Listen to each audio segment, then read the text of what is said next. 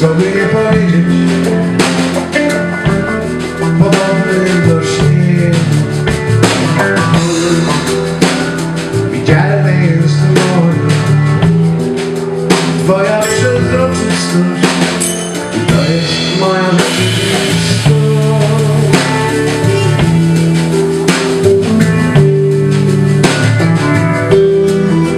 To jest moja rzeczywistość.